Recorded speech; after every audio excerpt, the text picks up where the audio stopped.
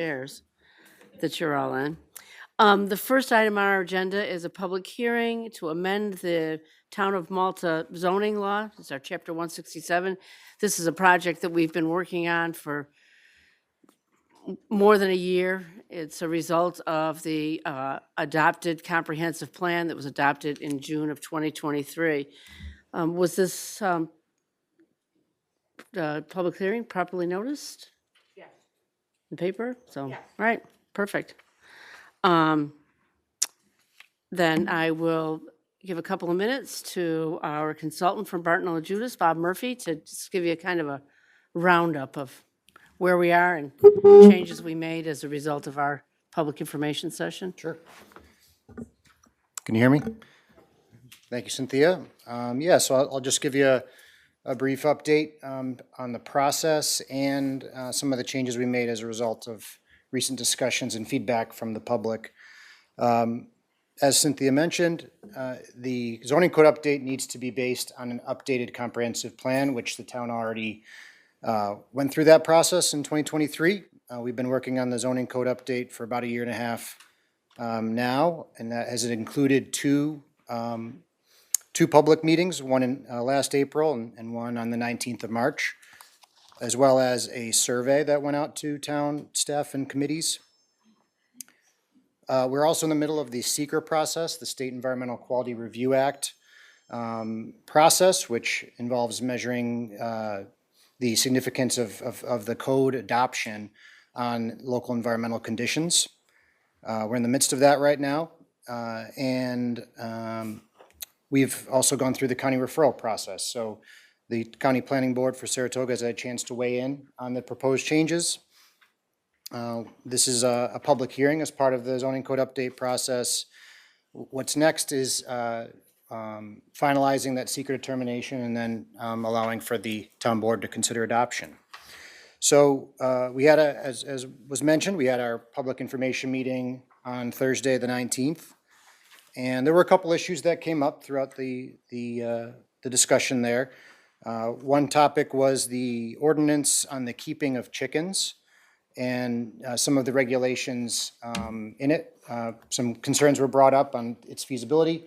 And so we were able to make some changes that we think will hopefully address some of those conditions that would have made it not possible to follow the ordinance. So we think those changes were made, and the feedback was much appreciated. There was also a discussion on the context of form-based code and a provision that was put in place to help address the curvature of the road in some of the sections of the form-based code, where it made it difficult to for certain projects to abide by the setback minimums, as well as the build-to zone maximums and minimums. And so this provision gave pretty specific authority to the planning board to authorize those revisions when needed in those specific situations. So that was a question that came up during the public meeting. We didn't have the answer to at the time, but we went back and we think that is pretty limited in its scope. There were also some questions that we received on some uses that are actually allowed in all districts. There's a section of the code that provides for uses allowed in all districts, and it wasn't clear that some of those issues were allowed in all the districts. So we've made some revisions to the use tables so that folks can see, especially for the land conservation zone, that those districts are allowed. So so right now we're making these changes now as a result of that feedback. They aren't significant changes at this time. We're making some revisions to our build-out analysis as part of the SEQR process, and should have that wrapped up in the next couple days for you guys to consider for adoption later in April. So that's the synopsis of where we are, and I guess I'll open it up for comments on the public. Cynthia? Hey, Bob? Yeah. That's a synopsis of where we left off with the last public information session we had, and I appreciate that. But some of the people here might not have been at that meeting. Is there any chance you could just highlight some of the major changes in the zoning. I know it's kind of a curveball, but there might be some people here that aren't as familiar with those changes. And that way it might help them have an informed discussion or Sure. input tonight. Thanks. So we had the maps here last time, and it showcased some of the major changes, which weren't, I guess, the changes that were observable. That being that the land conservation zone is much bigger. It was changed to comply with the new wetland maps from the state, and basically expanded that area more so that development would be more limited in those outlying areas of the town. There was also a change to commercial districts, primarily on Route 9 and Route 67, that allowed for a reduction in green space requirement to encourage that infill development that was called for in the comprehensive plan.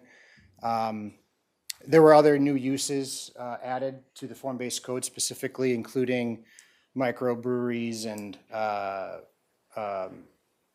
what was the other one? Axe throwing, like some of these new entertainment uses that you see popping up around. It's better to have it in your code than not. And so that can now be controlled through the zoning code. So those were the big changes that I can think of right now. But I think that covers it. Thank you. So I'll,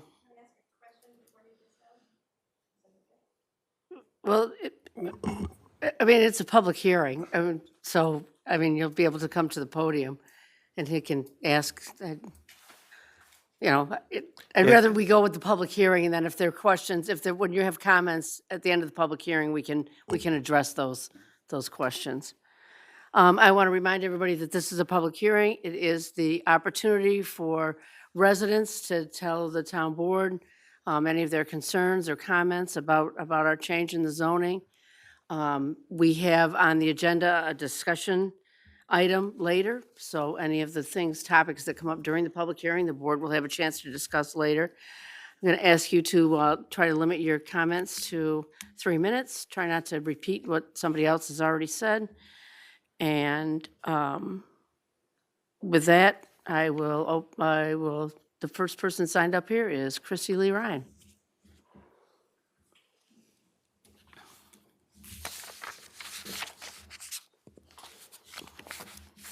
Good evening, and thank you for letting me speak. I am changing it a little bit on the fly because my question was about what I was going to talk about. So Okay. for those of you who weren't here at the meeting last week, there was a discussion about the fact that they were going to limit chickens in some areas almost to 0 and then a limit to 6. I had problems with that because we have chickens. And to be honest, if you guys don't know it, you should go on to Facebook or any of those other pages and you will see just how our community is very backyard chicken orientated. He just told me that they're going to limit it to 12 now. So I am going to bear with me as I edit more as I read. But I do, have concerns with that. Backyard chickens provide real benefits to families and communities and even the environment. First, they support local food security and transparency, and more people today want to know where their food comes from and how animals are treated. Backyard hens provide fresh eggs from the animals that are cared for personally and humanely at a time when egg prices fluctuate and people are increasingly concerned about large-scale industrial food production. Raising chickens allows families to have a direct connection to their food. Second, chickens are incredibly effective at reducing household waste. A single backyard hen can consume about 83 pounds of food scraps a year, diverting that waste from landfills and turning it into eggs and fertilizer. And I will tell you, at our house, we don't even, we hardly ever, we went from filling up those bins twice, every week, and now it's like every 2-3 weeks we might put them out for the waste. It is incredible on the amount of stuff that you can give to the hens. Third, chickens help create healthier gardens and yards. They eat insects like beetles, grubs, and ticks, reducing pests naturally without chemicals, and their manure becomes nutrient-rich fertilizer that supports home gardens and soil health. Because of these benefits, many communities across the country encourage backyard chickens rather than restrict them, recognizing the environmental and food security benefits they provide. I did talk about the contradiction, but we won't talk about that now. I also want to address the character of our community. Many of us chose to live here specifically because this is an agricultural area. Some of us intentionally did not move into neighborhoods with homeowners associations because we did not want strict rules about what we can and cannot do on our property. If there are concerns in neighborhoods with smaller lots, that is exactly what HOAs are designed to manage. Or, we could actually simply request that people start talking to their neighbors again, and instead of just calling the authorities immediately, you go over to your neighbor, and you know what? You might end up getting a dozen farm fresh eggs, and you will never look back at grocery store eggs. Most people who own chickens care deeply about them. For many families, they are well-loved pets, not just livestock. They are cared for responsibly, kept clean, and managed thoughtfully. Finally, telling residents that they cannot sell extra eggs to neighbors or butcher their own animals is simply unreasonable. For generations, families in the rural communities have raised animals for food. That tradition is part of agricultural life. At a time when people want to reconnect with their food, reduce waste, and live more sustainably, restricting backyard chickens feels completely out of step with what communities across the country are doing. Many of us simply want the ability to responsibly raise hens, reduce waste, produce healthy food for our families, and maintain the agricultural traditions that define this community. This isn't just about chickens. It's about preserving the agricultural roots of this community. So please don't regulate away the very thing that makes this place what it is. I respectfully ask the council to reconsider these restrictions and allow the residents continue to raising backyard chickens responsibly. Thank you. Thank you. Next up, I have Michael Funk. I'm going to have Peter come up first. I signed before he did, but I'm the first of three people who are going to talk on the same subject, so Like I say, try not to repeat yourselves, but, we're not going to repeat ourselves. okay. Thank you for inviting me. Peter Brooks, I live on Nelson Avenue Extension, which is the subject of why we're here tonight, about the new draft zoning map and how it zones a certain piece of land in our neighborhood. I'd like to enter this little report for the record to Jen. Very simply, besides the zoning code, the zoning map you're all about to adopt, we believe that there's one error in the current draft zoning map. Very simply, that there's a piece of land that's roughly 23, 24 acres in our neighborhood that the current draft zoning map designates as residential 8. What that means is if that designation stays, then on that area, things can be built like single-family homes, two-family homes, churches, rectories, libraries, museums, and mobile homes. We believe this piece of land should be properly zoned as land conservation, like all the properties adjacent to it are. And what's permitted under land conservation is the practice of forestry and agriculture. So in a way, our request is to help protect one of the agricultural resources of town. We put together this booklet with a whole bunch of maps and explanations about why. We've had a chance to sit down and talk with several of you in person beforehand. Thank you for your time on that. And you now all have a copy, now that I got a copy to Don.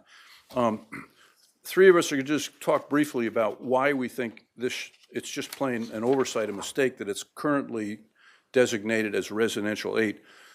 And the three reasons are, first of all, the comprehensive plan recommends that it be zoned as land conservation. The New York State Freshwater Wetlands Act recommends that it be zoned as land conservation. And there is a Saratoga County Hazard Mitigation Plan, which recommends it be zoned as land conservation also because it's a flood hazard zone. And the comprehensive plan also specifically talks about the 100-year floodplain in Drummond Creek and protecting it, which this falls squarely within.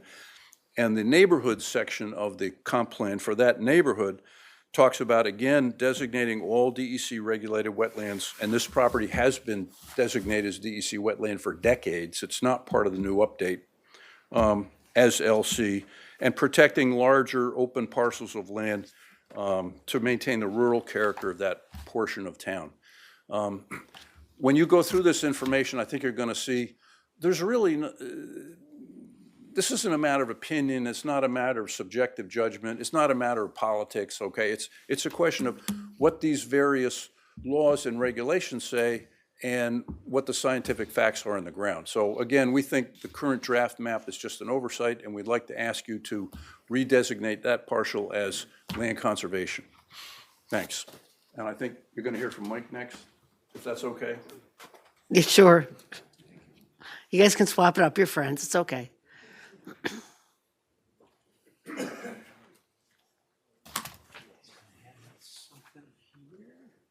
Even more, wonderful. Thank you.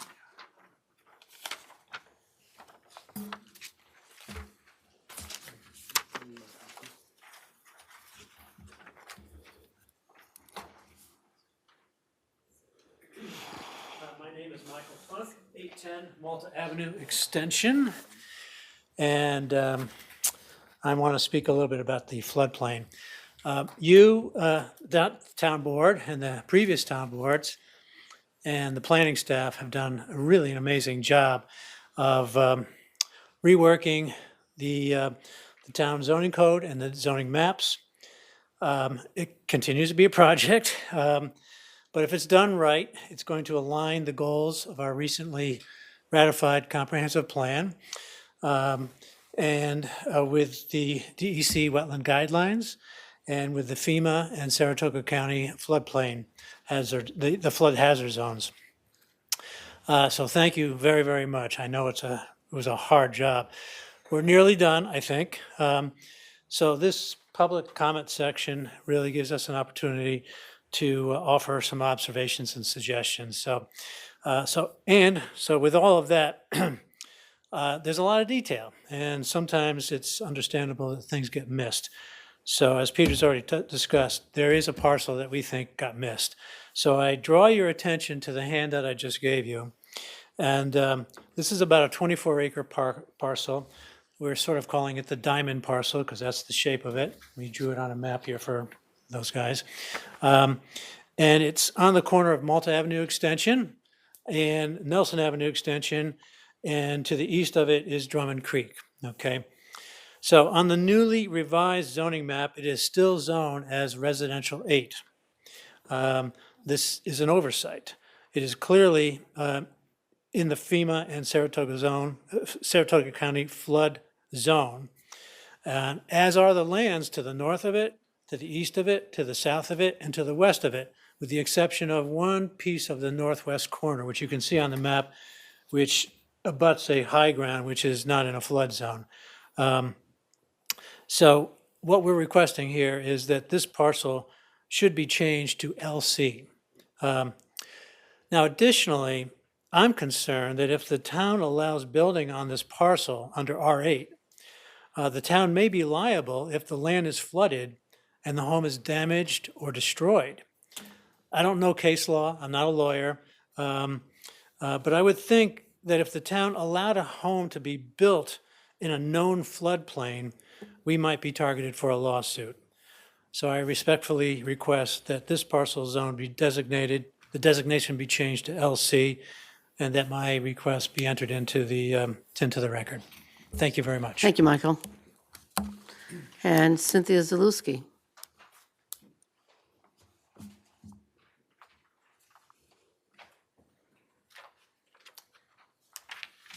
So before I start, I second the chicken effort.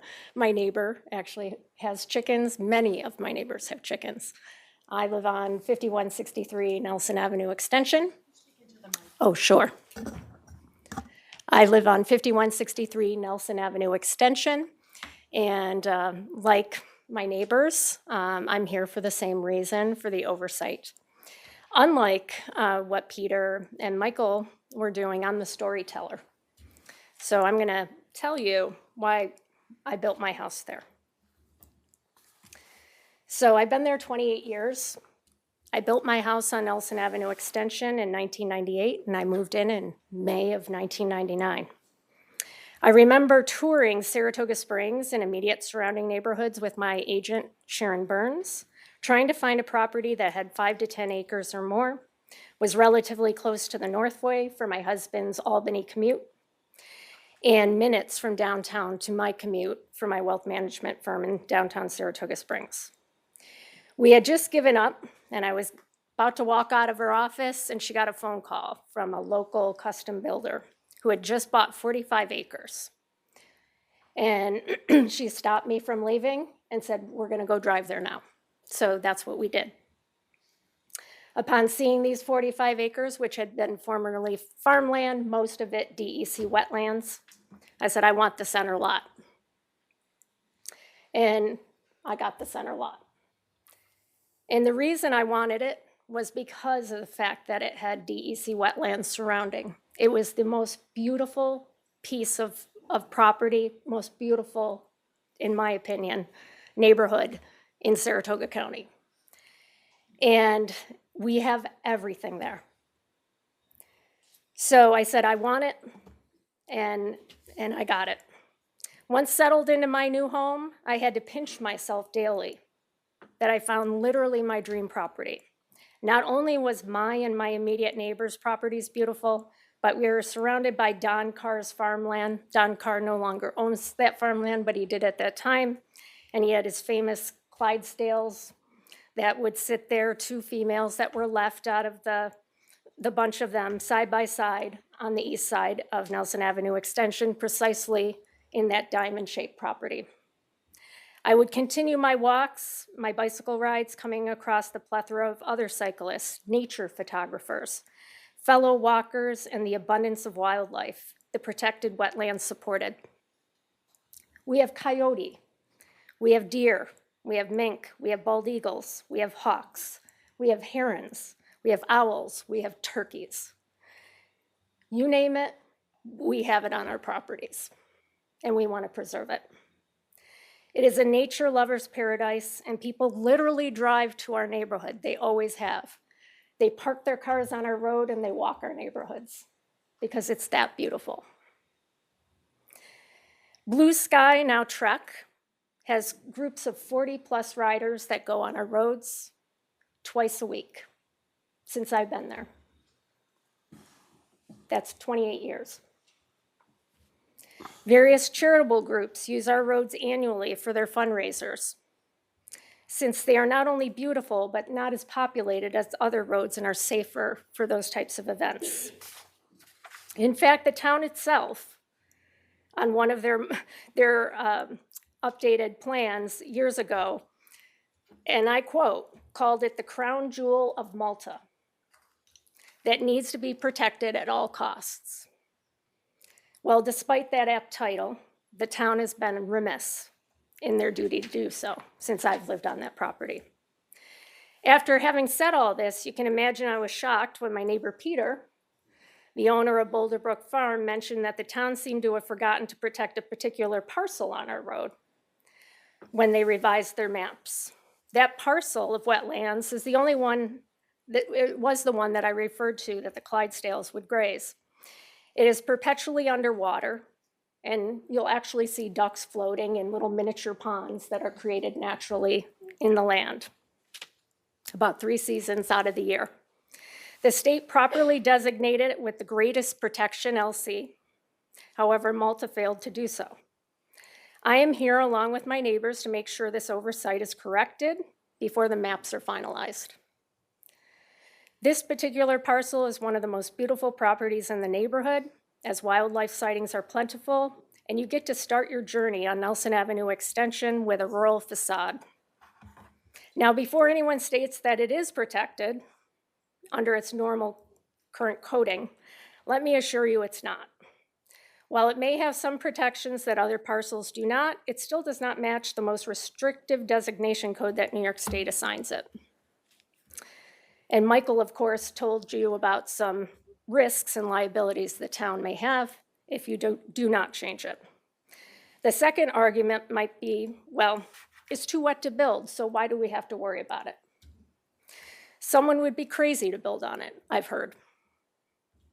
If the past is indicative of the future and technology continues to advance, rest assured some developer will find a way to work around it to pad their pockets, much like they have putting houses in my neighborhood without having a reliable water source.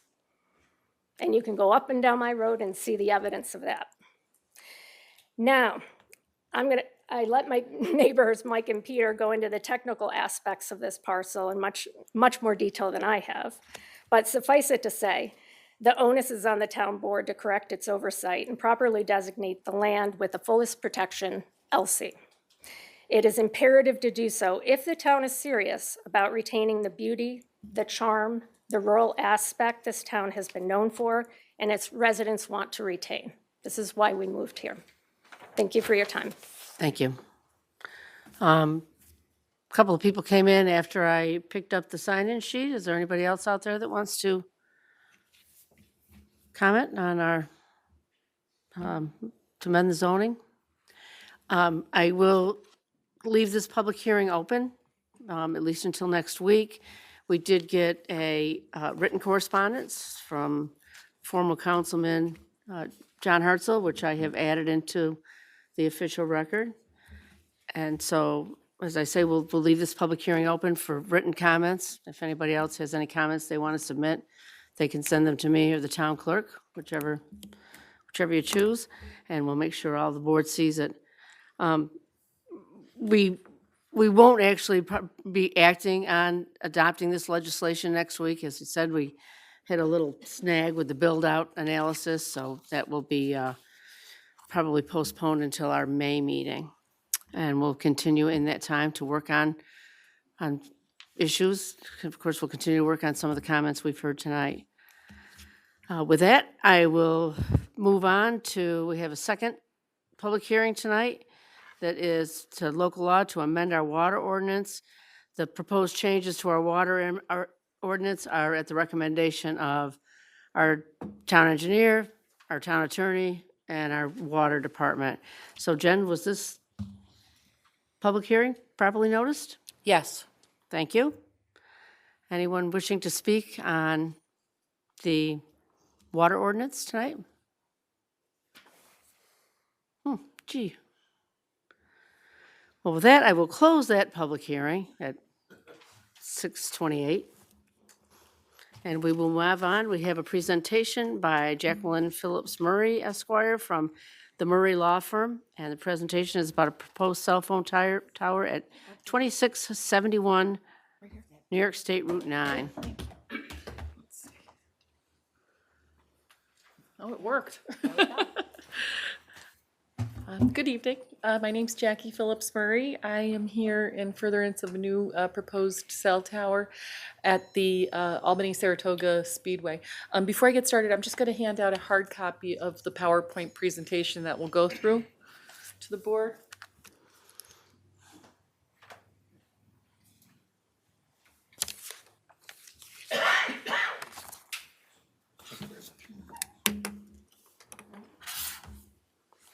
Thank you.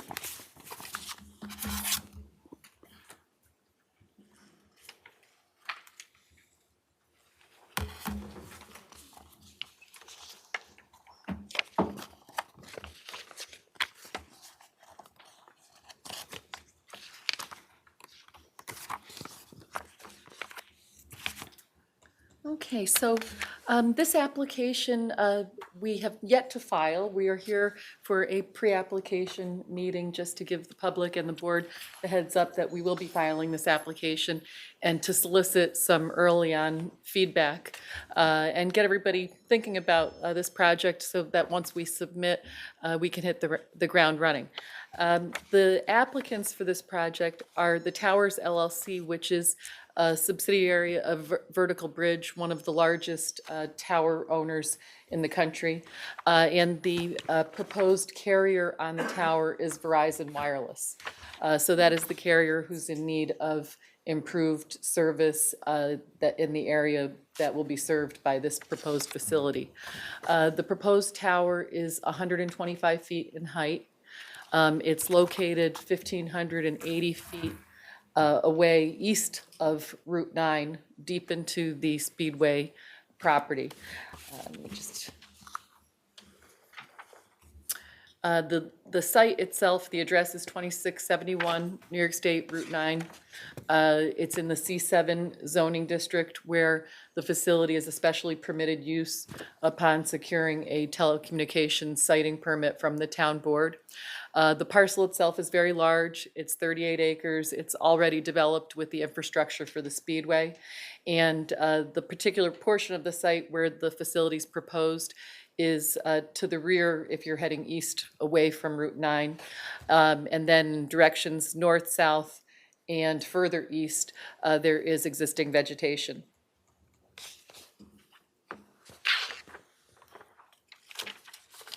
The proposed site will consist of a 50 by 50 foot fenced compound. It'll have a chain link fence around it to secure the tower and the proposed equipment of Verizon Wireless that would be located in the fence at the base of the tower.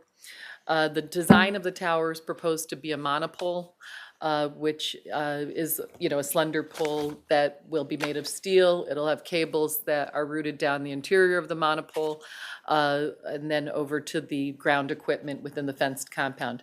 The site itself already has access from Route 9, and there will be a small extension from the existing access driveways within the speedway, where there'll be a gravel access drive and parking area right at the fenced compound of the proposed tower site. In terms of, sorry about that. So that can give everybody an idea of where the fenced area and monopole are proposed, and how far they're set back from the Route 9 property line, and then also from the rear yard and two side yard property lines, side yards being north-south and the rear yard further to the east. In all regards, the proposed facility at this location will meet the setbacks that are prescribed for both the monopole itself as well as the ground equipment. And this is an overall site plan, so you can see it in the context and proximity of the existing speedway.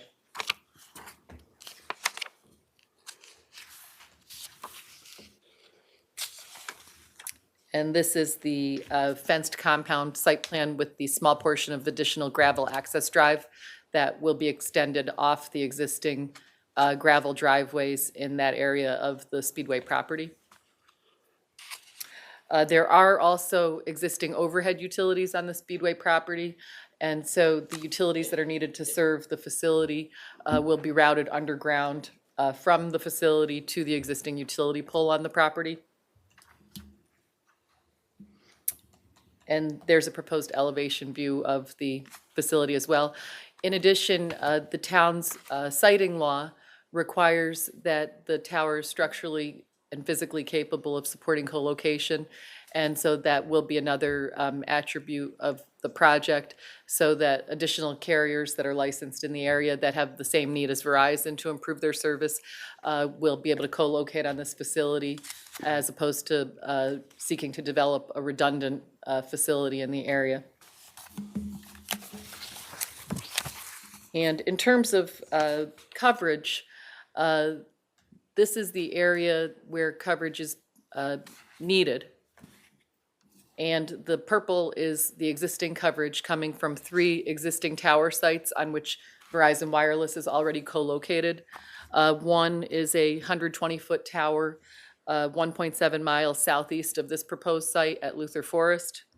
The second tower is a 150-foot tower that's located 0.85 miles southwest of the site behind Ace Hardware.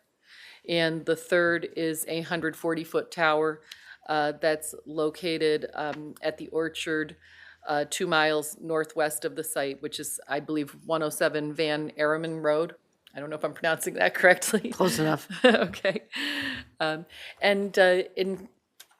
that is the area where coverage is needed. The beige color is where there isn't adequate coverage now, and the purple is where there's coverage coming from the existing tower sites.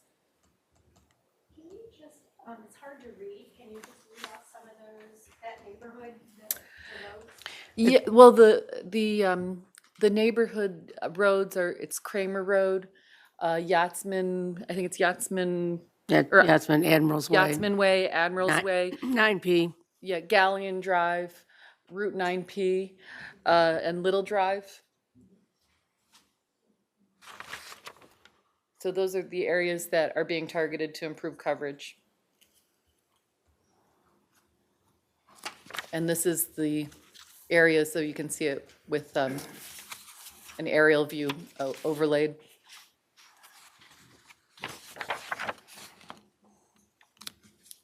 And then the green is where coverage will be achieved upon Verizon wireless antennas being installed on this proposed facility.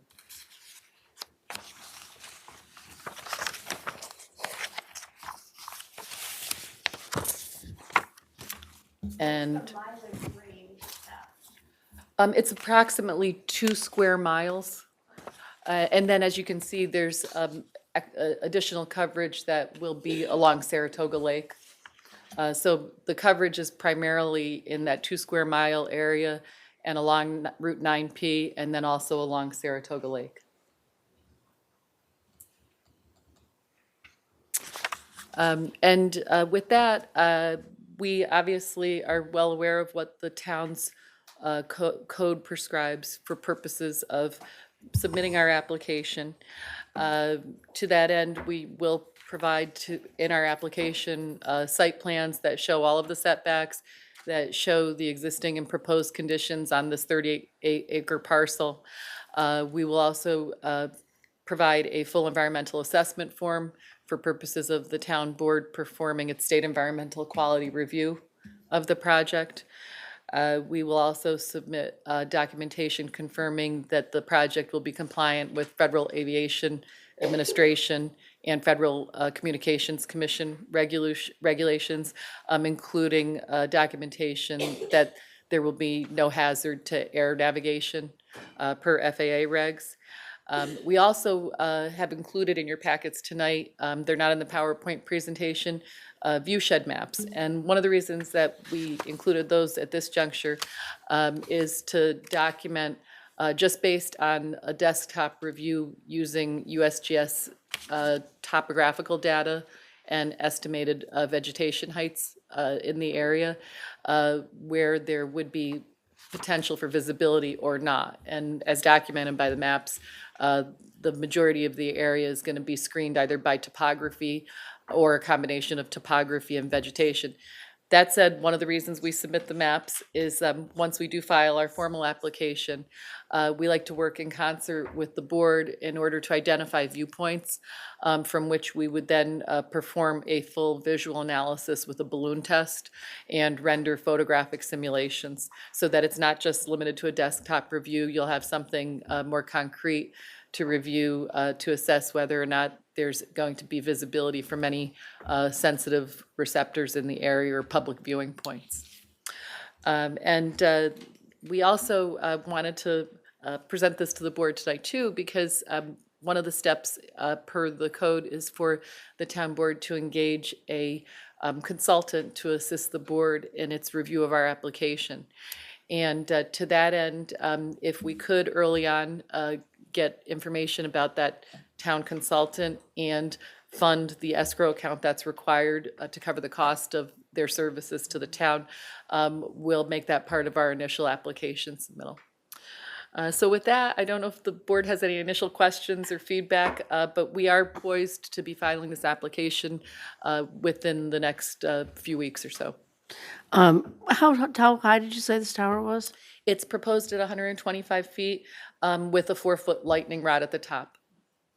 I will say that one of the biggest complaints that my office gets is that the Verizon cell phone service is not very good in the town of Malta. So, Yeah. any way to improve that?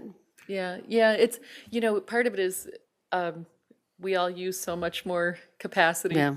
And so once the capacity gets strained on these facilities, it's necessary to increase the service. So And that's, I guess another question is there any other tower someplace that Verizon could co-locate on to improve the service in that area? Yeah, the issue there is that they're already co-located on the 3 towers that are in the immediate vicinity. If they went further away, it wouldn't serve any purpose, because the ones that are in the immediate vicinity that are already on air are not providing the level of service necessary for reliability and adequacy. This might be a dumb question. What made you select the proposed site location? It's really based on what site is physically available, and then also would meet the town setbacks, and then also what is technologically viable. So there's really a whole swirl of variables. It always starts with technological viability first. You have to be within that targeted area that's outlined. And just, oh, sorry. Go to this one first. You have to be someplace within that vicinity. And then in terms of physical availability, we had to find a property that was commercial and met all of the setbacks. And then this particular site was attractive because it's already disturbed with the speedway. Have you discussed with the current property owner as well? We have a lease agreement with the current property owner. And with our application, we will submit a verification from the property owner to that effect. And I guess just one more question. What would be the duration of that lease? I don't have the duration in front of me right now, but the leases are typically an initial term of 5 years, plus either 4 to 8 renewal terms of 5 years each. So it's a very long-term lease, in order to have this service secured for many years. Thank you very much. You're welcome. As you know, our town is concerned about the health issues in towers. Is there any health issues at all recorded from cell phone towers, and what frequency rating is that at? Yeah, so with our application, we will submit copies of our FCC licenses as well as data from the radio frequency engineer who is designing this site for Verizon Wireless, and a certification that the facility with the radio frequency that is proposed for this to operate will be compliant with the Federal Communications Commission's regulations of RF emissions. And the federal government has preempted both the state of New York and all states and local governments from making siting decisions based on radio frequency emissions, provided that we document that the radio frequency emissions from a given facility are below the thresholds that would require even further evaluation. So in sum, this documentation will be part of our application. We will document that we meet the federal requirements. And in terms of any health effects, we have cell towers all around here. And cell towers operate regularly, and I always invite people to kind of assess the radio frequency effects of cell towers based on common sense. I can tell you all day long about what the federal law prescribes, what the federal law says is within the parameters of making siting decisions or not. But cell towers have become a part of our daily life. They're a public utility. And in terms of health effects, the federal government has said that the utility of having a cell tower for basic and emergency communications invoked their jurisdiction to say, we've already studied the health effects, and we've determined that if you are below these thresholds, you will not give rise to any adverse health effect. And so that's what we're bound to as people in the industry, that we're bound to what the federal government says is safe from a health perspective. But I still go by practical common sense, that I've had, a cell phone for years. Head off. Yeah. No, I understand, yeah. But we will provide, a robust study of that within our application, and that's what's required by your code as well. Thank you. Thank you. One of my questions would be, technology moves on. What happens, whose responsibility is it if that tower no longer is the latest technology and needs to be removed? So if the tower ever becomes obsolete, the town code has a provision in it that if the tower is not functional or not operational or abandoned for, I think it's 12 months in your code, that there will be a removal bond that Vertical Bridge will have to post with the town, so that if Vertical Bridge on its own does not remove the tower, then the town has financial security to remove the tower by drawing on the bond. So that's become a rather routine financial security provided in the wireless industry, and that's required by your code, and that'll be provided here as well. Thank you. I wish the solar farms had that same action. Oh, they actually do. They do, yeah, A decommission. lot of them, yeah, a lot of them have the Decommissioning bonds. bonds, yep. Yeah, decommissioning bonds, exactly, yeah. Anybody else? Well, thank you, Jackie. I have sorry, I got all these questions here. One final question. Is this a fully private enterprise, or are you receiving any state funds for this project?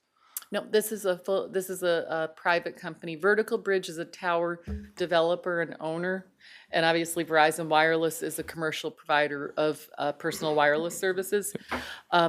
Because Vertical Bridge is the tower developer and owner and operator, they're incentivized to co-locate as many carriers as possible on it. So it aligns with the town code's objective of trying to promote co-location and reduce proliferation of redundant towers in the community. So they have every incentive to build this for 3 carriers and make it strong enough to support 3 carriers. All right. Thank you very much. Thank you. I have a question. For the past several months, we've had people come into this meeting and question the cell tower that sits down the road. And it's a problem. And part of it is property values, appearance. And this is being proposed within feet of $600,000, $700,000 homes that were recently built. In addition to that, it's being built on a property that recently was presented for construction of more homes and apartments. Has to devalue the property on both sides of that. And we'll be hearing this story over and over again. Real concern. So we have to do a visual analysis with photo sims, and that will help document whether or not there's going to be visual impact. I think you should That's talk to the- the owners as well, because it's not a visual issue, it's a property issue. And that piece of property may become unsaleable if there's a cell tower sitting alongside of it. Might increase that. If it's a trucking firm that goes in there, yeah. Thank you, Jackie. We'll be in touch. Okay, thank you very much. Cynthia, Have a good day. just for the public and the board, the town code does require that there'll be a public hearing on this, so this is very preliminary. She's just introducing the concept to the board, letting them know what's coming. If that application is deemed complete, the board will have an obligation to schedule a public hearing, and anybody here or other public can then be heard on it as well. Thank you. Steve? Thank you very much. Have a good night, everyone. Next up, one more presentation from the Fire Companies of Malta. We have the Malta Ridge Volunteer Fire Company President, Art Lyons here, and the Round Lake Fire Chief, Ed Cameron. Thanks, Cynthia. Thanks for the opportunity to talk to the board and the public about the Fire Companies of Malta. This is our annual update. We hope to do this every year, give the town an update on what the status of the companies are. This is focused on the fire companies. It's not the emergency medical services or police, anything like that. It's just focused on fire. So again, my name's Art Lyons. I'm the president of the Malta Ridge Volunteer Fire Company. With me is Ed Cameron. He's the chief of Round Lake. We've been asked to do this in about 10 minutes, so I'm going to be going pretty fast. I got about 10 slides. There's a lot of information, but at the end, I'll pause for questions. So, the mission of the fire companies is to provide emergency services. We do a lot more than respond to fires, though. There's incidents like car accidents, hazardous material spills, boating accidents, trapped persons, medical assists. We respond to all those things. The fire companies of Malta are two things. One, it's the two agencies, Round Lake and Malta Ridge, but it's also a non-for-profit organization, FCOM board that was created back in 2012-ish in response to a master plan that the town funded. I'm going to talk a little bit about both of those things. So first, Malta Ridge. Malta Ridge is a member-run fire company. The membership owns that fire company, and it's run per the bylaws. Round Lake, I'm going to talk a little bit for Ed in the interest of time, but if I get into trouble, I'm sure Ed will correct me. Round Lake Fire Department is part of the village, and the village owns the apparatus and equipment for Round Lake, but the Round Lake Hose Company actually manages the station and the membership. So slightly different organizations. Malta Ridge serves the northern part of the town. Round Lake serves the southern part of the town. Then there's the FCOM. That's a 6-person board. There's 3 people from Malta Ridge and 3 people from Round Lake Fire Companies.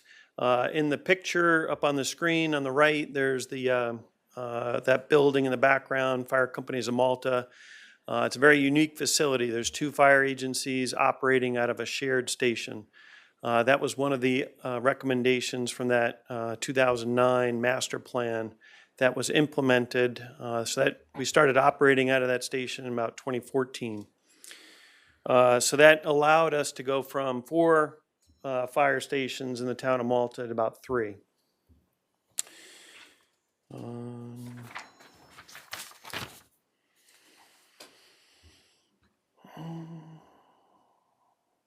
Because of the number of calls, which I'll get into later, that building, that shared station, is a great boon for the town because it allows firefighters from both agencies to get on either fire department's trucks and respond to calls, which is great during the day, Monday through Friday, 6 a.m. to 6 p.m. It's most firefighters are at work and can't respond, so that provides assurance that we'll get a truck off the floor and go respond to emergencies. So that's a great thing that was implemented. Next, the membership.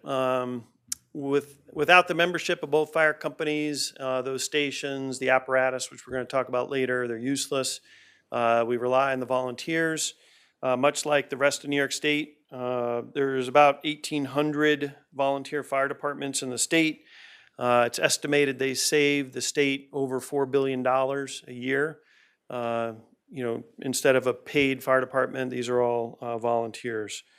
However, statewide, the number of volunteers has gone down. So I don't know if you've heard in the news recently, but FASNY, the Firefighters Association of the State of New York, they are making recommendations to try and boost the membership or the volunteers in New York State. In the year 2000, there were about 120,000 volunteer firefighters. As of this year, there's about 80,000. So we've, out of every 3 firefighters in the year 2000, 1 of them is gone. So we're about 2/3 the force that we were in 2000. The good news is in Malta, volunteerism is still pretty high. We still average about 7 volunteers per 1,000 residents, which is above the national average. So that's good. The chief officers in these pictures are responsible for the operation of the fire companies. And there's some numbers at the bottom of the screen. There's some length of service award program. That's a town-funded thing that volunteers can, if they do enough service, they can contribute to their retirement fund through that. So that's a boon to try and recruit and retain volunteers. So there is a committee also that's going to be looking at the length of service award program. In addition to trying to membership improvements, the state of New York implemented a new law in 2023. It allows us to give training stipends. So the initial classes that volunteers take, that's firefighter, it's now called basic exterior fire operations and then interior fire operations. Those initial classes are now funded or stipend from the state, and a firefighter can get up to $2,000 for going to those classes now, which is great. In addition, the state funds Fire Officer 1 for $1,000. That law also allowed the fire companies to provide stipends for state classes up to $500 per class. So that comes out of the budget that the town provides, or the money the town provides each agency. Also recently in the news, there's 14 initiatives to try and get more volunteers, more volunteer firefighters. You can go online and look at those. Stations, next one in the upper left is the Malta Ridge Station 1. It was built in 1993. Up until the shared station went into operation in 2014, we used to operate a second station. It was built in 1978. That's that smaller firehouse. We still use it as storage right now, and we're currently working on a project to knock that down and rebuild in that spot. Turns out that that building, about 15% of it sits on our neighbor's property. So it's not good. We want to knock that down and rebuild there. In the lower left-hand picture, that's the Round Lake Station 1. Built in 2019, it replaced a station that sat in that same exact spot. That old station was about 47 years old before that new station.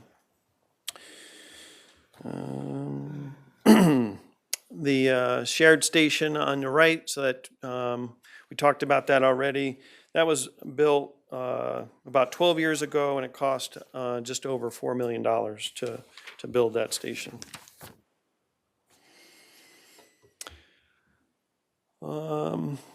Currently, we are looking at upfitting the shared station. On that second floor, we're looking at creating bunking space. That's in the interest of creating more coverage, more firefighter, quicker responses. You know, if we had a duty crew that could stay there even overnight, it could increase our response time. So we're looking at funding that. And a good portion of our budget goes to maintaining that shared station.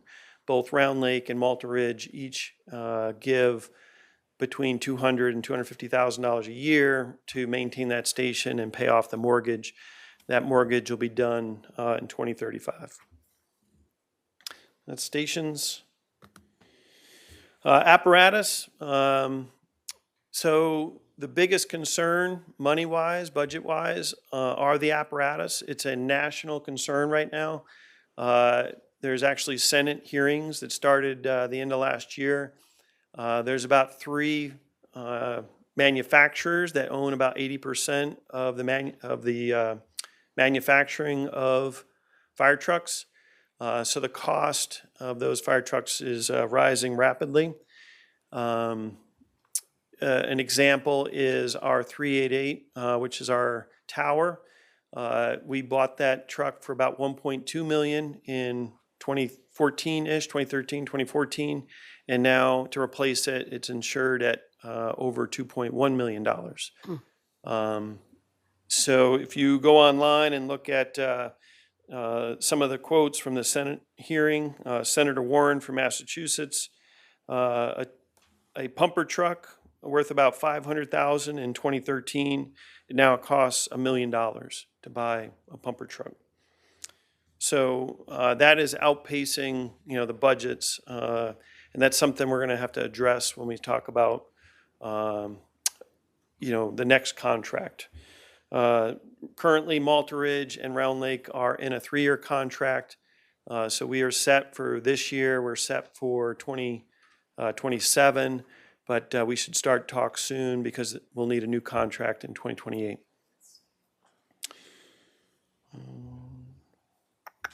So fire agencies across the nation are already trying to offset those costs. That's basically lengthening the time that those apparatus are in service, which then you run into maintenance issues and reliability issues, which we don't want to get into. So the largest cost is the apparatus. It's over a third of our budget. This graph just shows the gray dots are if we had stayed, on our national inflation were applied to our budget from 2015.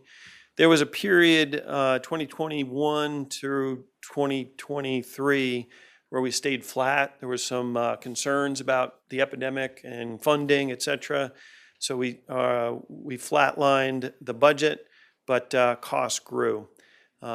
We did increase the budget quite a bit in 2024, about 6%, 2025, about 10%, but we're hoping to at least get back to that trajectory, but that still doesn't account for the apparatus costs.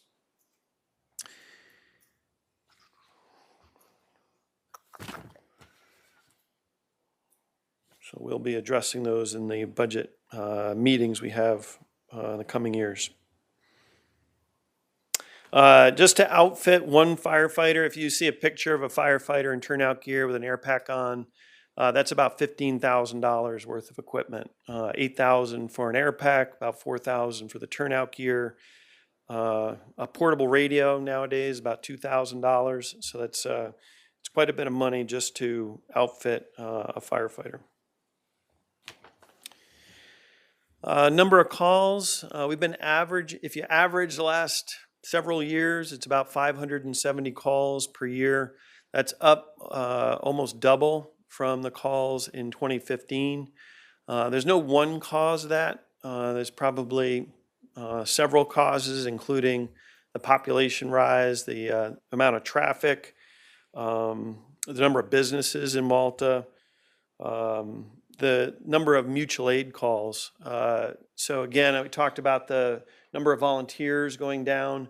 So just to make sure we have enough firefighters at an incident, we do increase the number of mutual aid calls to make sure we have enough apparatus and people to respond to that. So all those factors together, we are answering quite a bit of calls within the town and outside of Malta. Almost done. These are the incident types. About 2/3 of the calls we go to are what we call good intent or false alarms. These are things like that people see smoke or smell something weird. This is burnt food in a residence or at a business. So again, those are things that aren't actual fires or really put the firefighters through their paces, but we do need to respond to those in case they are a true incident. About 11% of our calls are actual fires. About 14% are rescue and EMS. Those are things like car accidents. Those are things like people stuck in elevators. So those are our types of calls. And then lastly, just our challenges. Number one, again, I just want to repeat this, the apparatus replacement costs. NFPA, we are driven to maintain our trucks per NFPA and local requirements. It drives us, we try and replace trucks every 18 years. Each agency has about 6 large apparatus. Replace them every 3 years. It turns into about an 18-year time frame. Recruitment and retention, the cost of living has driven some of our volunteer numbers down. Just folks don't have the time to volunteer like they used to. Many people are working a couple jobs. New York State has helped with that New York State training stipend program, but there are some other initiatives in the mix. We do, we brainstorm quite a bit on how to recruit and retain our volunteers. We may even, things like even paying for lodging. There's a lot of fire departments around the country that will pay, or at least, give free room and board as long as they are an active firefighter. So those are things we're looking at. We talked about call volume, capital improvements, things like replacing that 47-year-old, our old Station 2. Right now we only have budgeted about $80,000, but these are multi-million-dollar facilities to operate out of. So that's challenging budget-wise. And then lastly, the master plan. So the last time the town did a master plan was 2009. That was funded by the town in recognizing that Global Foundries was going to be built. So that we'd like to renew that master plan. It helps both Round Lake and Malta Ridge in planning. How do we spend the money that we're shepherding? I think that's all I had. I don't know if you have any additional comments, or I'll take questions now. First, I just want to say thank you to everybody in both agencies. As he said, they're all volunteers, and, they go out in the middle of the night, no matter the weather. If everybody's sitting down at dinner, Thanksgiving dinner, and the tones go off, half the table leaves. So it's got to be quite frustrating for some family members. So thank you so much for the service that you provide to the town of Malta. Thanks, Cynthia. Any I have one question. Do you have a rough idea what % of your call-outs have something to do with the Northway? I don't have an exact percentage, but, probably a couple times a month, we'll get called to the Northway. I don't know if that's a good estimate or not, but, so whatever percentage, that kind of works Okay, out to, if th- yeah. that number, that's So maybe good. 100. I just didn't know how often you had to respond. Yeah. Thank you. Just one quick question as well. I'm just curious, so you had that wonderful pie chart breaking down the types of calls you received. Have you noticed, have those values, is that pretty stable year to year, or have you noticed an increase in one or the other? I would say it's pretty stable, but. All right. Thank you. Any other questions? Thank you, gentlemen. Thanks for being here. Thanks for being patient through our rather lengthy agenda. Let's see. I'm sorry, I just have to add this one selfish announcement, is that today was the first day of a member of my family serving as a firefighter in West Palm Beach today. And it was a girl, my niece, and I'm very proud of her. She worked hard to get there. So with that, we'll start our regular meeting. I'll ask you to stand if you are able for the salute to the flag and a silent prayer. I pledge allegiance to the flag of the United States of America and to the republic for which it stands, one nation, under God, indivisible, with liberty and justice for all.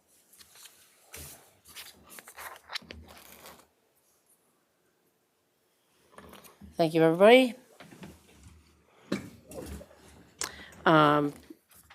Next, I'll entertain a motion to accept the town clerk minutes from our March 2nd meeting.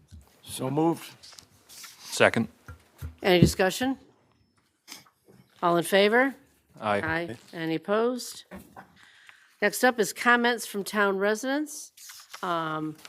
This is a time when any members of the audience can come and talk about anything.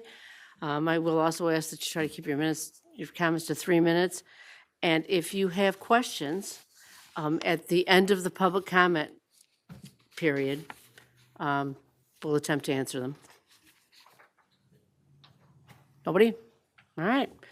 Moving on. You'll have another opportunity at the end of the meeting. Comments from town board meetings and town board members and department heads. I have several things here. One thing I know to I got a request, so this is just, I want to see if the board is amenable to this. I got a request from the fire companies to advertise their recruiting efforts and open houses, which is April something, 18th, on our electronic board. Just, we don't normally do anything for, it's all town business, but I am requesting that the board agree to let us do this one advertisement, I suppose, for the fire companies, because as Art said, recruitment and retention is one of their biggest things, and if we can help get some people in the firehouses, then maybe they'll see how cool it is to be a firefighter. Is there any objections? At this time, I don't have any issues, but Steve might want to address that if there's any issues, if some other not-for-profit request the same consideration of using this sign out in front. How do we handle that? Using which sign out in front? The Our electronic electronic messaging. sign? Whether I mean, it's intended to be for town purposes. I don't know the answer offhand, but, whenever we open things up that are town resource, we're gonna need to have a policy and also make sure we don't discriminate, and how we're gonna decide, 3 people wanna run a sign. I mean, in this case, when it's, it's kind of got a municipal purpose too, but I can have to get back to the board the next meeting with a further update. Initially, I think as long as we craft it and what it's for and, how we shape it, we could have a policy regarding our sign. As long as we have a policy. Right, yeah, and within those confinements of, non-discrimination and what the purposes are for, and, it would be you could get a lot of requests, and it might become difficult to manage. Who's gonna make the decisions? Does it have to come back to the board? That's what a policy would cover. Okay. I mean, I would think something like this, if it would have to be something that has a specific community benefit. But I'm sure our town attorney will think about that and Just hopefully raising come the up with question something. now, so we don't So- have to think about it later. Yep. Any other comments? I'm all in favor of it. All right, well, we'll get back to you, we'll let him think about it. Next week, we'll have some sort of decision on that particular thing. I also want to announce that you may or may not know that we are in the process of a revaluation, an assessment revaluation. Town of Malta maintains 100% valuations, and most years that is just a trending based on sales. But in a reval year, every single property is looked at, evaluated, and reviewed. And then, why I bring this up is the notices of change went out today, so you can expect in the mail to get probably pretty much everybody. There were 6,600 notices of change sent out. So you'll get some sort of change in your assessment. Some will go up, some will go down. There are instructions in that notice that tell you exactly what you should do if you disagree. And our town assessor encourages anybody with any questions to reach out to their office. So you should see that soon. We are having a free shred event on April 11th from 9 to 12. It's going to be at the community center. The information about it is on our website, so I'll direct you there for information. It's to shred sensitive documents and paper. So that's from 9 to 12 at the community center. Last quarter, when our water bills were mailed, there was some significant delay. I just want to tell everybody that the water bills are going out tomorrow. You should expect to see it. If you're in the Malta Water District number 1, if you don't receive a bill, you're still required to pay for it. There is access online to be able to pay or review your bill. You can find out, what you owe and pay it without the coupon. We did reach out to the post office and we're told that the paper size is fine, the bond of the paper is fine, that it is some sort of mishap between when we take them over to Boston Spa and then they go to Connecticut and then they go back to Albany and then so I don't know what's going on with the post office, but the post office readily agrees that it was a post office mess up. We're hoping they actually get them in time, but be aware that they are going out tomorrow and you should see a bill. If you don't, feel free to call the water department for questions. You can call my office also and we'll direct you to where you need to go. Last from me, but not least, we've had a lot of conversations about the Americans with Disability Act conditions in the court, and I'm pleased to be able to say that all of the recommended upgrades have been completed, except for, what he's shaking his head, except for the ramp. Huh? No. Well, you know what, Woody, tomorrow you and I will get together with that list because we went through them all, so. But let's get together because I'm committed to making sure they all get done in a timely fashion. The ramp does need to be done. We have to go out for an RFP for that to get a contractor to fix the ramp. But we'll be in touch tomorrow, okay? With that, any of my colleagues have anything to? Just wanted to extend a thank you to the Malta Community Center and I guess the Parks and Rec Department. I had the privilege to help run their Easter egg hunt on Saturday, and it was just a wonderful event. Everybody seemed to love it, so kudos to all of them for putting on a fantastic little event. It's always a fan favorite. Anything else? Anybody? We'll move on to our action items. We have 2 on the agenda, then a third one that we will discuss when we get to it. The first is to approve the 2026 Malta Athletic Association Agreement. In case anybody doesn't know, the MAA is a not-for-profit that helps us manage our Luther Forest athletic fields. So I will entertain a motion to approve. Second. Any discussion? All in favor? Aye. Any opposed? I am very pleased to be able to announce that we have hired we will tonight, appoint a new water superintendent. Our current water superintendent from when we bought Saratoga Water Services and Malta Water District Number 1 has retired. And so I think we were lucky to find a very good candidate to replace him. And so I'll entertain a motion to appoint Sean Cross. So moved. And second? Any discussion? All in favor? Aye. Any opposed? Last, but certainly not least, our town attorney today pointed out that if we are not going to adopt our zoning legislation next week as attended, and it appears we will not, our moratorium expires on May 4th. And so this is just in case something else delays us being able to adopt that. He's recommending that we set another public hearing to extend the moratorium and refer the local law, once again, to county planning. This is a 2-month moratorium, and I am really, really hoping that we don't actually have to adopt a resolution to extend the moratorium. So I will entertain a motion, though, to set a public hearing regarding it and refer the local law to county planning. So move. Second. Any discussion? Cynthia, before you guys move forward, I just, for the public and for the board, the reason that this wasn't previously on the agenda is I only completed it at close to 5 o'clock today, in light of some delays in the whole process with respect to potentially approving the zoning law.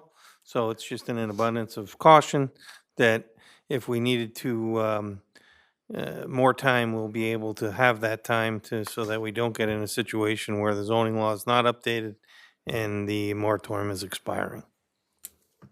So for the public, that's why you didn't have it posted and whatnot, the things like the build-out analysis and some other things that. And the secret. And seeker review, we can't really complete that, so we may need more time. But we're not going to, that's all going to be completed, and we're going to adopt the legislation at our May meeting. We have several items for discussion tonight. The first one is the State Environmental Quality Review. Supervisor, excuse me, but you need a vote. Oh, geez, yes. vote, This is the vote, extend the moratorium, or to refer the public hearing.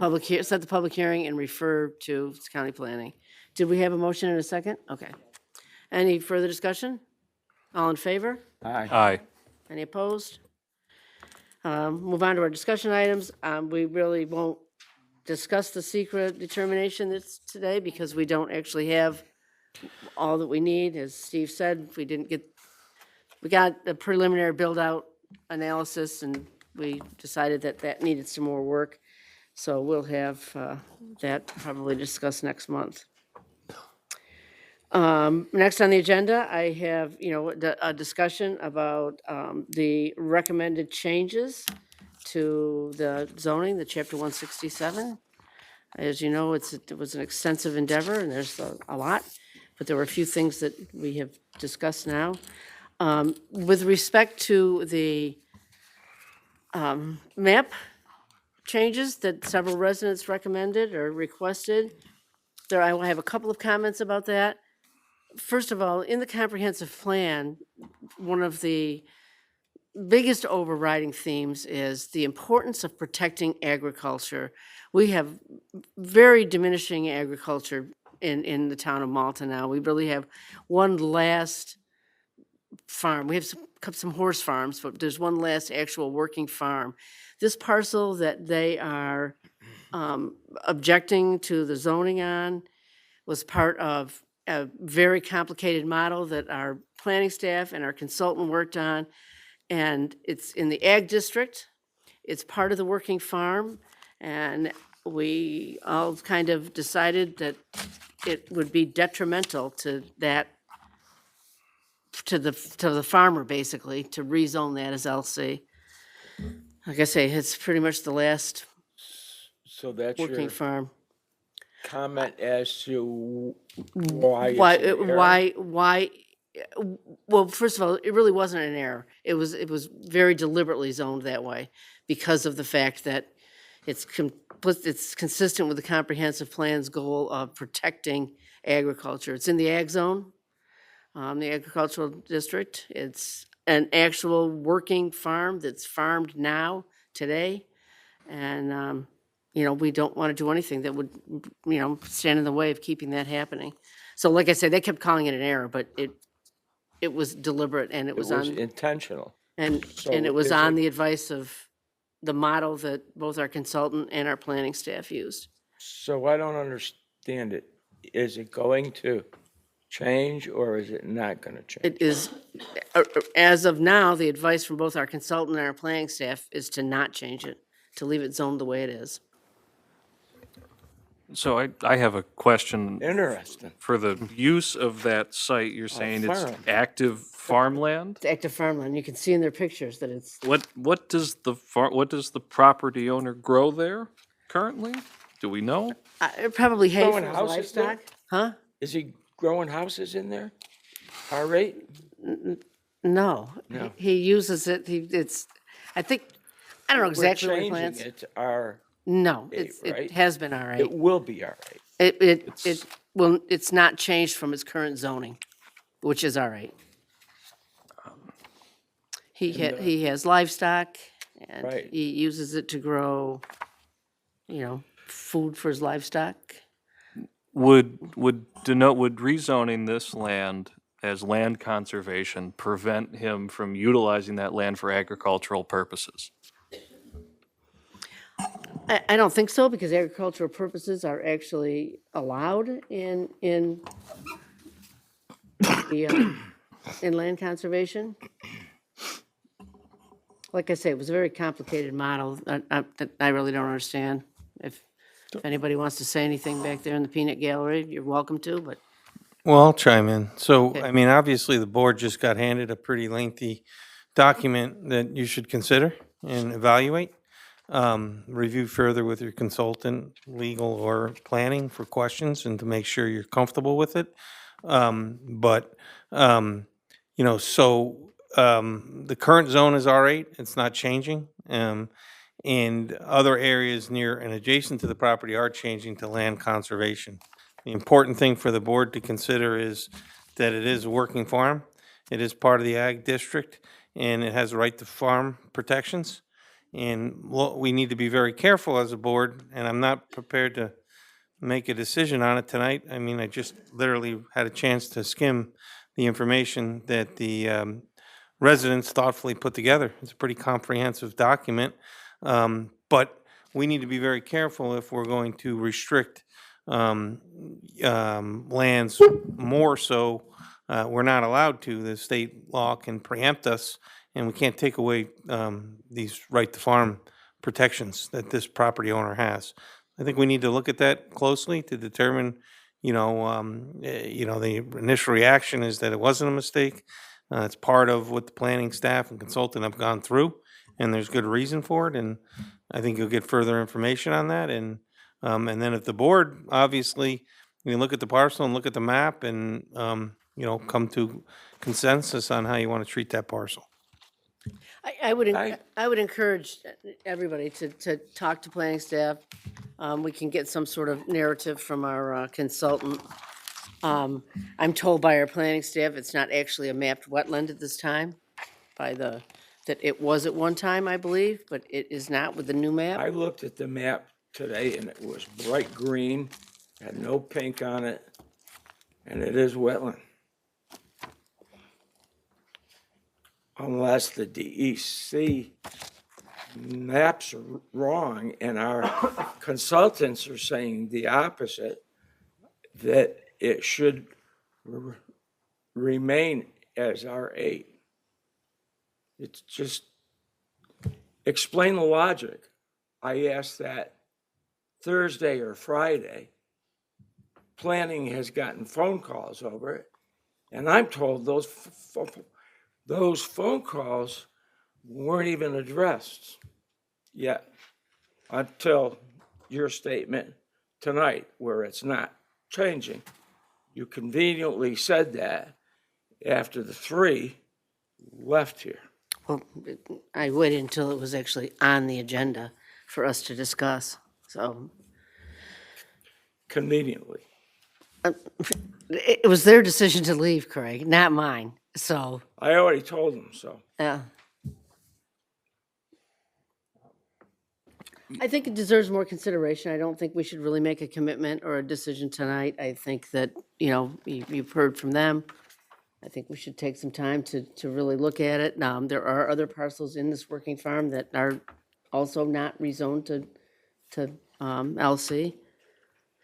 I have a question too. The issue with Hartzell's concern, when is that going to be addressed, if it's even going to be? We actually met about that and discussed some of that today. We're proposing, the town attorney and the planning staff and I, we just got this, so we're proposing a new language for the definition of land conservation so that it's more clear that all of those uses are allowed. All of those uses are allowed now in land conservation. And the language that has been kind of worked out by planning staff and the town attorney, really, I will read it to you. The LC district is intended to protect and conserve natural resources, ecosystem services, and/or sensitive environmental areas. Notwithstanding the foregoing, agricultural uses otherwise permitted by this chapter are permitted in the LC district. So, and all of those uses that he outlined are allowed in the agricultural district. So we think the language, the current language, the definition of land conservation isn't quite as well-defined as that language. So that's a change that we're actually proposing, or we can discuss. So I'm still not clear as to why it's an R8 in the farm that's getting farmed now, that has been for years, a working farm. Is it that the owner is requesting that? I don't believe so. I don't think anybody's even talked to him. At least to my knowledge. I haven't talked to him. So why does our consultant think it's better to, Unfortunately, he left too, so I can't answer for him either. so it's still in question. When can we have these issues resolved, if at all? Well, I certainly think the goal would be to get answers to the board so you can make it as, 2 weeks or what? well, hopefully by next week, because we're trying to move the zoning along. And if we're going to change the zoning ordinance, we're going to have that potentially, if there are substantial changes, referred back to the county and continue the public hearing and continue the seeker. So all of this has been raised since our last meeting, been brought to our attention. I think for the board's view on this, you have to consider the balancing act in your comprehensive plan. It's trying to do two things. It's trying to say, let's be more environmentally aware in these LC areas that are being rezoned. And at the same time, the other balancing interest is farms and agricultural. So it's ultimately a board decision on how you want to make that requirement. But this information needs to be presented to the board and propose changes to the zoning law. And you sitting up here will get to decide and make that call. Again, the two changes that I'm aware of are the request by Mr. Hartzell for clarification with respect to, it's a similar situation as what's allowed in the Land Conservation District, and the change in the definition would make that clear. It wasn't intended to change the zoning, the current proposed zoning didn't change the definitions. What was talked about was already part of the existing code. Now we're just clarifying that those things that he put in his email would be allowed to continue in the LC.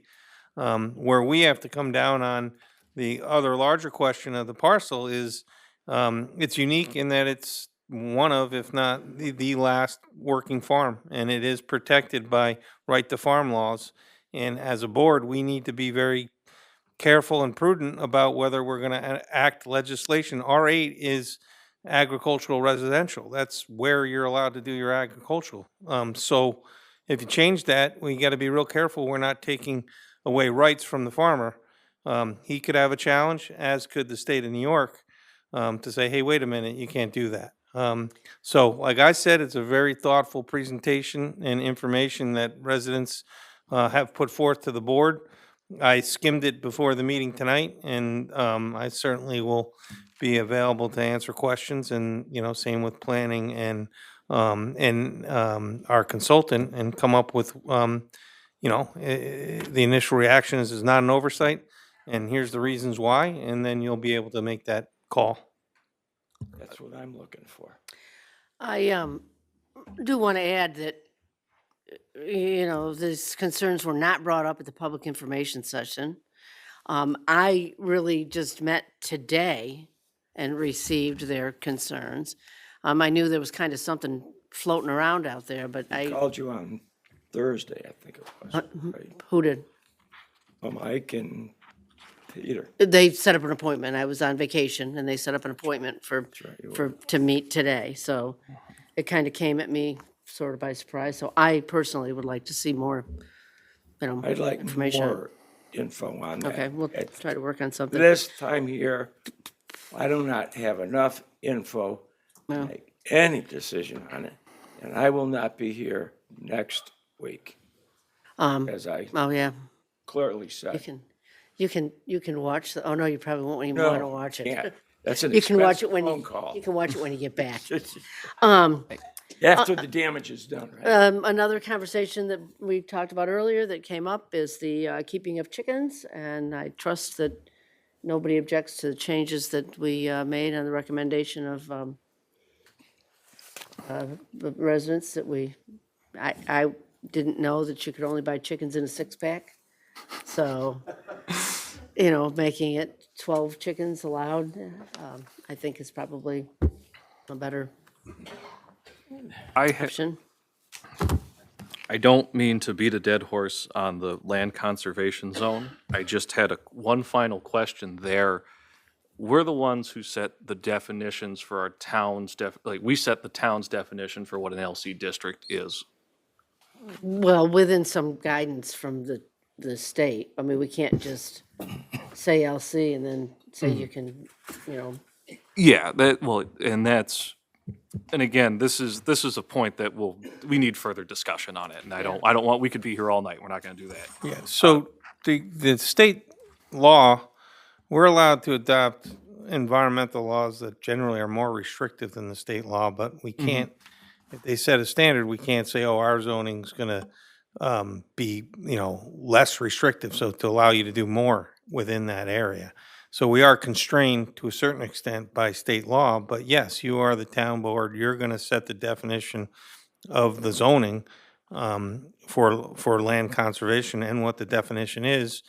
The current changes in that zone, there are no changes. What the recommendation is to extend the areas to protect more sensitive areas that are basically Drummond Creek and other creek areas, and that's the major change in your plan. What this issue is about is one particular parcel that's not in the LC, that's in and adjacent to the Drummond Creek. And the reason for that, as I understand it, again, with the caveat that we just got the information, is that it's a working farm, and it does have protections under New York's right to farm law. And it's in the ag district, it's greater than 7 acres, and R8 is a zoning that allows farming. So I think the analysis is that the board needs is some more information to make sure that we're within, if we were to adopt their position, would we be in good legal and on good principled standing with what we're trying to accomplish. So I think planning staff will have more for the board. I think a consultant will weigh in. And if you have legal questions, I'll weigh in. Thank you. we'll try to put together some sort of memo to share with the board to give you more information. Appreciate that. And the other point was with the chickens, I do like that we're moving away from a 6 chicken minimum to the 12. The point was raised that we're still forbidding the butchering and the sale of eggs. I'm just curious what the rationale is. Not eggs, you can sell the eggs, yeah. I'll make a quick exception, Christie Lee. Originally, the what? When I read it before, it said you could not sell the eggs. Yeah. Okay. And we either removed that at some point, or because when we went back and removed it, or we looked at it, we didn't see it, but we'll double check and make sure, because personally, I have no objection to the sale of eggs. The more places I can get farm fresh eggs, the better. So, I mean, it's an unbelievable noticeable difference, My God, absolutely. yeah. Were there any other things that we discussed, either in the public information session or tonight, that anybody wants to talk about the zoning? The only other one was the butchering of. Oh, the butchering, yeah. We still don't really, you can have your chickens butchered. You You can just take them can't- to a butcher shop. But Is we it a don't. health concern? I don't know why that was added, but most of the chicken laws that we reviewed Okay. forbid again, it's probably something we should ask Bob. Most of the chicken laws that we reviewed forbade people from slaughtering their own chickens on their own parcel. Okay.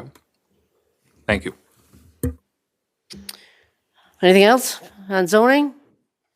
We'll move ahead. If anybody has any questions on the water ordinance. They were just really technical changes. So, we've been in the water business now for a year and a half. So we will actually act on that next week.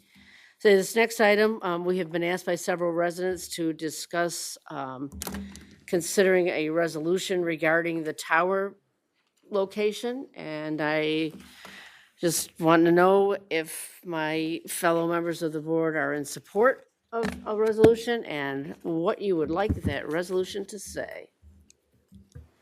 You want us to go down the line, or? Just whoever wants to say something. I mean, I'll go. So, was Is it? your microphone's not on? Should, Oh, yeah, yeah, I'm it's all right. sorry. So I think it was either 2 or 3 Saturdays ago, I knocked on every door at May Apple Way. I tried to talk to as many of the residents as possible. I think unsurprisingly, every resident I was able to talk to was not in favor of the cell tower. Varying reasons, I'm just in opposition, beauty, et cetera, et cetera. nobody was gung-ho about the cell tower. And I think for that reason, we should be putting in some form of resolution.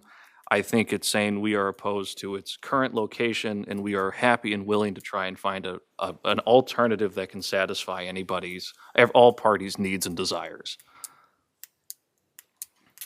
Okay? That's, Anybody else? If that happens, I will not be signing it because of the research that I have done clearly states it is not a health hazard at this time.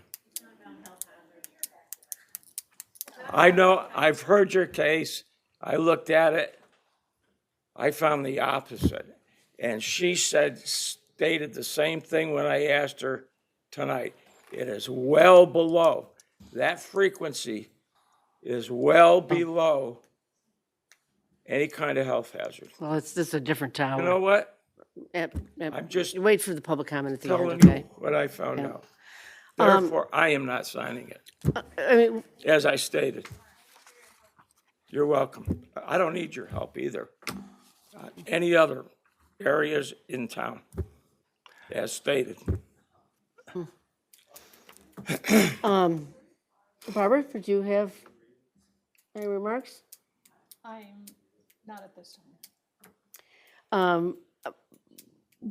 One of my concerns is, well, first of all, we kind of, talked about what actually specifically would be in this. One of the things that we talked about is asking to be at least an interested party for secret review, so that we would be part of that secret review. I am told it's still months away from being completed. Another thing we talked about is our code is only allows for 140 feet to, request that they actually make it in confirmation with our code. So it would be 140 feet instead of 180. Again, everybody knows the state can do what the state can do. I'm not necessarily opposed to having some sort of resolution. I just want to be cautious about what that resolution actually says. We finally have gotten to a point where the state police are actually talking to us. The first 2 or 3 years of this whole process, they wouldn't even return our phone calls. And now we had a productive meeting. I asked earlier today about the evaluation of the site that we offered here, and I was told that's still being evaluated. Because I'm not, don't know anything about the technology of it. I have no idea if, what is involved with that. In my opinion, this would be a better site, because I don't think anybody'd care much with it next to our highway garage. In my uninformed opinion, it's close enough in proximity to not only the existing tower, but their location that it seems like it should be technologically feasible, but again, I don't know, and then nobody's really giving me that information. So, I mean, I guess and Craig's no, you're yes. Anybody else, Don? I'm opposed to having it there. I don't believe it belongs in any neighborhood.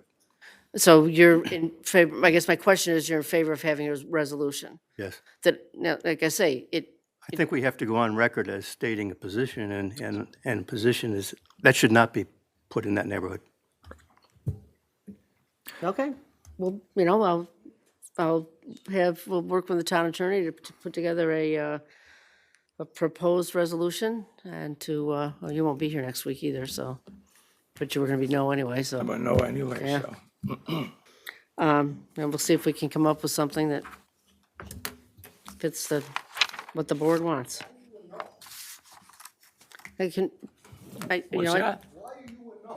You know what? Excuse me, this is the board meeting? It's not, if you want, there'll be a time later where you can make comments. It's not a debate for, that's just not how the public meeting works. What's that? He says you work for him. Sir, you'll have a what? chance to comment, My okay? house is right next to that. I got the same issue as them. All right, We'll talk afterwards, okay? I don't want to talk to you either. I do encourage that you speak during the second chance for public comment, I might though. have to get a gavel. We'll move on in our agenda. In our budget, we approved to enter into a contract with Saratoga County Sheriff's Department for a dedicated patrol in the town of Malta. We got the new contract, why it's so late. We've been receiving the service all along. Why the contract is so late is that the Saratoga County Board actually passed a resolution that was in error. So we finally have the new contract. So next week I'll be putting that before the board for approval. I want to thank you for following through on that in full. I was very reluctant at the time, but the new sheriff has changed the program so that I do have that deputy cell phone number and I can request certain activities. We have the same, the other thing was that the prior sheriff, it was whoever they assigned that day, but now we have the same deputy is here Monday through Friday from 8 to 4 every day. So I'm hoping that we can really build a relationship with them. And they said that they'll go to our parks and do presentations with the camps. And I kindly request that the town board has time to sit down and talk to him also and okay, hear him out. we'll do that after you get back. I'm looking forward to it. Any further discussion on that? We are going to be, I don't know if this is going to be next week or what, but we have potential changes to the local law regarding cell transmitters. This is not about cell towers. It's modifying to simplify the language in our chapter 151 about the installation of what are called equipment shrouds. These are transmitters that are located on existing utility poles to improve cell service. The proposal is for, right now, any action for these, and this, why we have the picture up there, it's the piece that's on the top of that utility pole. You wouldn't even notice it unless you were looking for it. The proposal is, right now, in order for any utility, any cell phone to put that there, they have to come to the town board. It has to be town board action. We probably have to have a public hearing. I don't know, all sorts of stuff. Didn't they come here? We did one of those already, and there are a couple more that are kind of out there in the wings that we expect to see. What we're kind of proposing to simplify that is that they can go directly to building permits. So code enforcement would make a decision about whether or not it's appropriate to locate the tower there. So it would take it off of our plate. It does in no means changes the fact that if somebody wants to put a cell phone tower anyplace in town, the town board has to take that action. Right. Like this proposal tonight would still have to come to the town board, so. Anybody have any discussion or questions about that? Just, So, how many of these requests do we get a year? well, we had one last year, Yeah. and we already, there's at least 2 more that are on the table, 3, 2, that we got the paperwork for, so, I mean, it's really kind of The process is pretty substantial for the applicants. If you look at what the presentation was about tonight, and the public hearing, and a very lengthy material bonding. At the time the legislation was drafted, these things didn't exist, and our law was about cell phone towers, and it catches these up in the definition section. So that it doesn't need to be changed. If the board likes to have that oversight and wants to, you can not change your local law.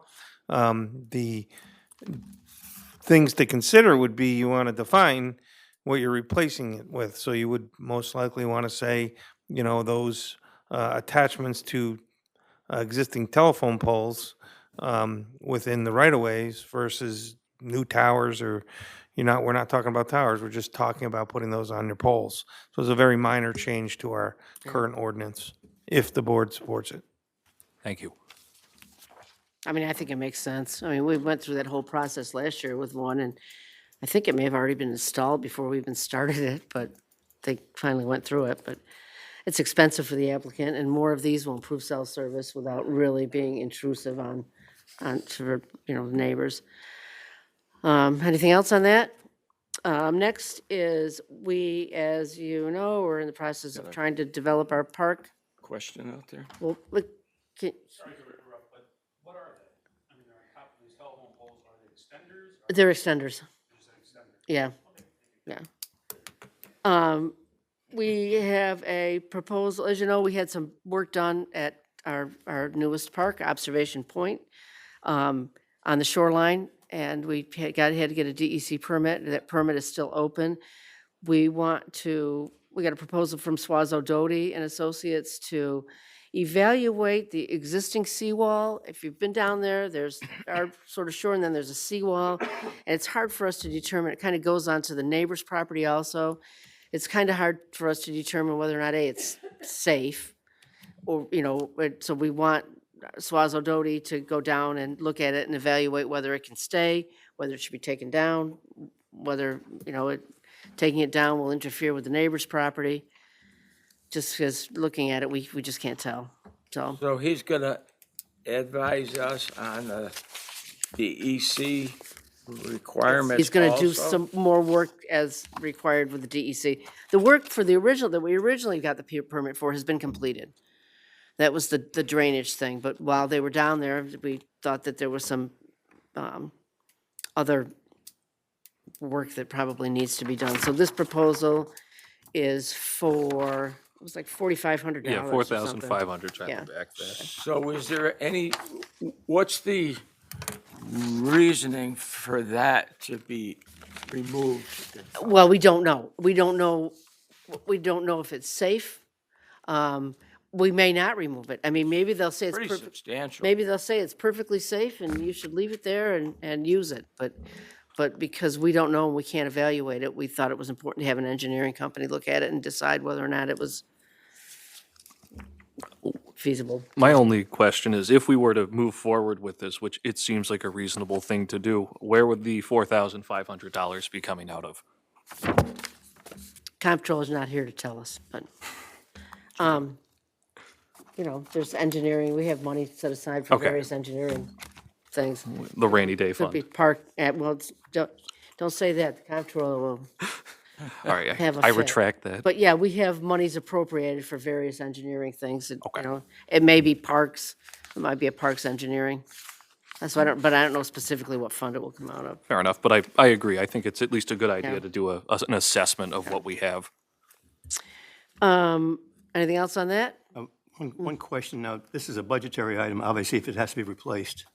So that, Well, that decision will be a separate decision, okay.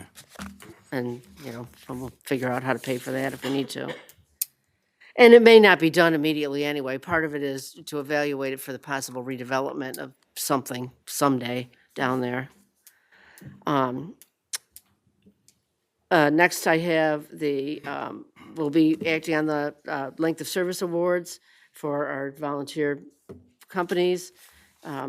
The comptroller has performed a review of the materials that the fire companies provided about who was eligible and who was not, and she painstakingly and with much griping goes through all of those to make sure that all of the people that presumably are qualified are actually qualified, and don't think she found any errors. So she's performed a review. So next week we will be acting on that.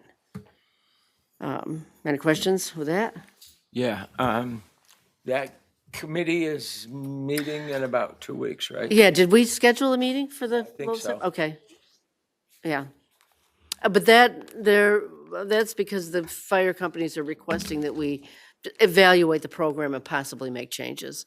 So, Are we gonna get a financial update for the, we'll discuss all of that in the meeting. of We, Julia and I did meet with with Penflex, the provider, so we got the numbers and the details about what some of the changes that they might be asking for. because in the past, they always updated Yeah. our group every, Right, well, we reviewed, the existing there was a time where we were kind of slipping a little bit in our contributions, but we've gotten better. But yeah, actually, the board should have a whole report on where we are with that. So Oh, yeah. Julie and I will put something together about that.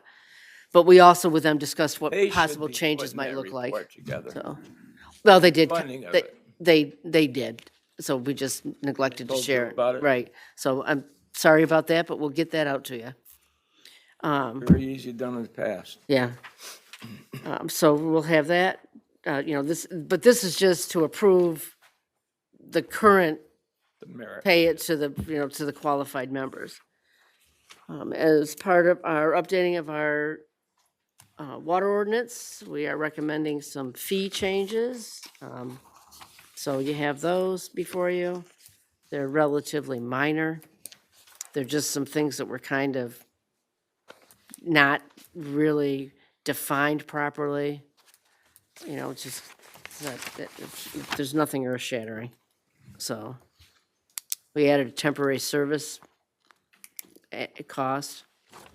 So, That's in those 2 or 3 sheets we could hardly, yeah, that's in Read. this right here. that was really valuable. I do have it, I do have a red line version that I can email you tomorrow. So I you can think the read it a little attached better. PDF has the red ones marking as well. Yeah. Yeah, so they got, okay, so in what was emailed to you, you have the red line version. It's a little Correct. easier to see. Yeah, I was looking at that earlier. The last 3 items are really just housekeeping. The the court clerks will attend a magistrates court clerks annual fall training conference. I don't know where that is, but it requires travel. It's Hawaii this year. Yeah, I wish. I'd be a court clerk. Oh, it's in Lake Placid. So, and because it's an overnight stay, we have to approve that, so. And then our New York State, or our town clerk would like to attend the Local Government Records Officer Annual Conference. And that one is in, don't know where that is either. That's Placid. Yeah. Placid. Huh? That's the Lake Placid The other one. one's The Albany. courts clerks may be someplace else. Oh, that's the Desmond. Down in Albany. And last, we have a couple of volunteers that have stepped up to be on our Historic Preservation and Review Commission, which we've been missing a few members, and those are Lisette Reef and Kathy Kobrick. So we will have them on our agenda to appoint next week. Any other questions or comments from the board members? If not, I will open it up to comments from the audience. Step up to the podium, say your name. Yeah, you have to come talk in the microphone. Yeah. I'm just telling you that, I'm gonna tell you that. I came in for the cell tower, missed it. I was a little bit late, but the doors were locked, you couldn't get in. Oh, So, just to let you know. I get locked out too a lot. well, maybe that's on, no, I'm just kidding. Yeah, No, you're not kidding. I'm sorry about that. Somebody, okay, Just letting you know. yeah. Someone's gonna check it. Anybody else? Comments?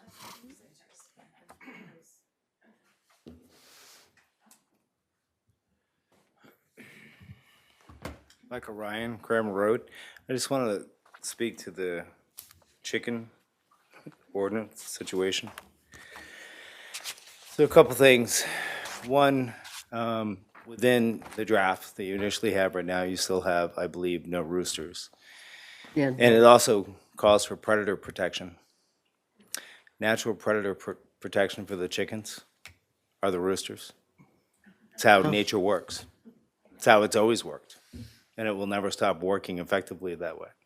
So really, you do need a couple roosters. I understand people's concern that maybe, geez, they have a neighbor with too many birds and it's too close. But as most of you know, we happen to live next to a racetrack. I'm pretty sure I won't be disturbing them at any point in time if I had 50 roosters. My next closest neighbor is about a quarter mile away on the same side, and then, of course, Cramer Woods, which never had one single complaint out of it. So with that, I would ask that you please really seriously consider, as you had said yourself, Malta is losing its agriculture. So if we keep writing laws to make sure that we lose our agriculture, it will definitely happen. And I think we really need to consider it. If people are concerned of being on small parcels and, well, hey, somebody has 24, 36, 48 birds, then maybe do a setback. Because I can tell you right now, with the ravine around us, we're set back probably a couple 100 feet from anything. And somebody on a quarter-acre lot or half-acre lot, they're not set back 200 feet from nothing. So please consider that.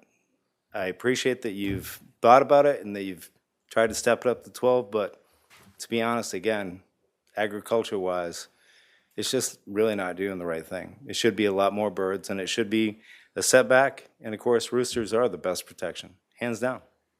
All right, thank you. Thank you. Anybody else? Comments?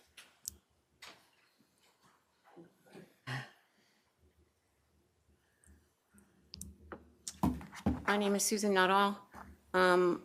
Thank you to the town board members who voted in support of this resolution. The issue has never been about posing communications or public safety.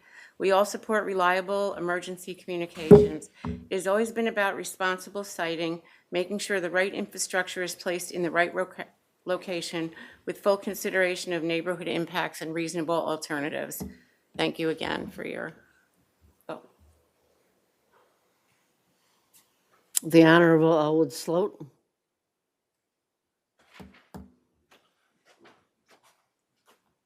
Amidst all the controversy, I just wanted to wish the town board a happy Easter, since you won't be meeting till then, and the rest of the crowd, or whatever religion you practice, but have a happy Easter. Thank you, Woody. Thank you. Thanks, Wood.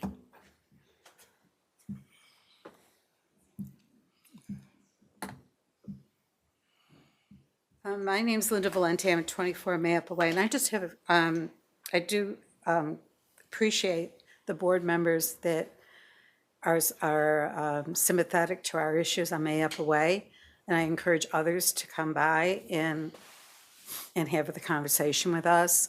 I know the last time I had asked that as to how many state and town sites were being considered for the cell tower. And I haven't heard anything, and I don't know whether you can discuss that or provide more answers to that We question. offered several of the sites that they said were not technologically feasible.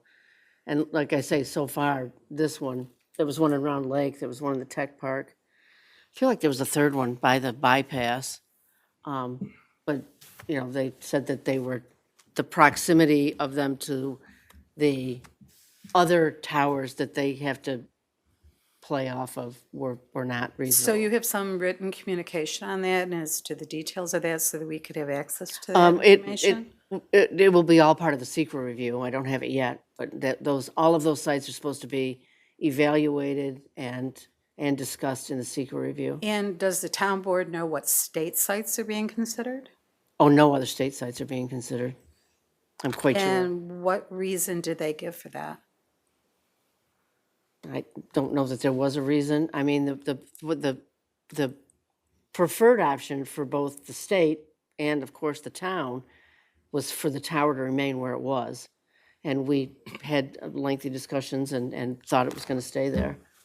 But that fell through, so. I thought they also stated that the state didn't want to lease property any longer. Right, they don't want to lease property anymore. They want to own the property that. And that brings me to another question. I know that the town sold the property to the state for $1. If the one site, which is still being considered, you had mentioned before the 99-year lease you offered, could you instead sell that portion of land to them for $1? I mean, if that's what they want. They did say that because we're a municipality, it would be more More what? were reasonable for them to lease from us rather than private property, but we didn't talk about selling them. Could you propose property. that? I as an can Option, say, I yeah. mean, going forward, it would be appreciated. And I also like to know, 180 feet, I'm not sure is the height. Someone told me that could be 10 floors up. Is that true? I don't know. And could anybody give us the answer to that? Floors up, you're saying. Yeah, story 18, so 18 floors? stories. Okay, 18 stories, thank you. And Mr. Warner, you had indicated that the cell tower would be right next to your property. It's very close to my I've done property. petitions over on the other side of Luther Forest, where you live. And you're a far cry from the backyards of Mayapple Way. And I'm sure that, as I know that when the church and other things were being proposed, apartments in the city, Those were where 50 near feet. your land, the empty land over by Parade Ground Village, you were not happy. So I think you should be understanding as to our concerns and as to our property values. Thank you. Thank you, Linda. Okay.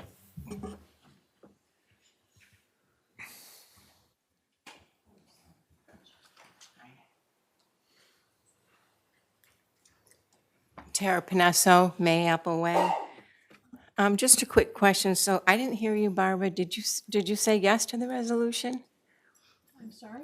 Did you say yes to the resolution? I didn't hear you earlier. Which resolution?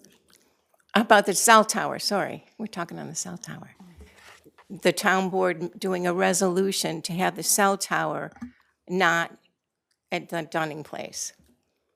Didn't you ask everybody? I did. She was undecided at the time. Oh, undecided. Okay. Yeah, we didn't hear that. Oh, all right. So, Just to be clear, there's no resolution There's no pending. The No, discussion was, the supervisor polled the board and asked them if they wanted a resolution to be prepared. And then the board members will vote on that actual resolution, changes that need to be made and whatnot. So they're not required to take a vote now, and anything they said tonight is not binding in any way. no, I know. So what was your opinion? You don't know about a resolution? Is that it? She doesn't even know what it is yet. It's not, this About doing this. isn't a question and answer. You can make your comments, the board heard it, and they're gonna discuss this and vote on it in public. So that's the purpose of this. There's just a misconception of what this dialogue is at a town board meeting. They're trying to do business, they're hearing your questions, they're gonna vote on an actual resolution when it's prepared. Cynthia said tonight that after the public comments, which were just about over, I think, that we can ask questions and have them answered for once, which makes a lot of sense, okay? Yeah. Yeah. We have the answer. Usually at the I'm saying at the end of the public comment period, we would answer. You're asking somebody to vote on a resolution that isn't No, prepared. I'm not. I'm just saying, what was her answer? I can't even hear her. Couldn't even hear her. And That's all. She's Alex- undecided. She hasn't seen it yet. Yeah, okay. And Alex, I do appreciate you coming around and asking the neighbors in our neighborhood what we felt about it. And, as you said, everybody was so against having the cell tower right near their neighborhoods. And it's not just for the safety issues, yes, which are debatable. You can read different studies about it and get different answers. It's not just that. It's about the neighborhood, about the property values. It's about the visual, let me talk, okay? It's about the visuals, and there's going to be a visual study, but they hope they take the pictures right on Mayapple Way, because it's an 18-story tower, and, you clearly going to be seeing it anywhere in our neighborhood, anywhere, okay? So, wait a minute, the other thing is, just the effect of the neighborhood, the values, the visuals, property values.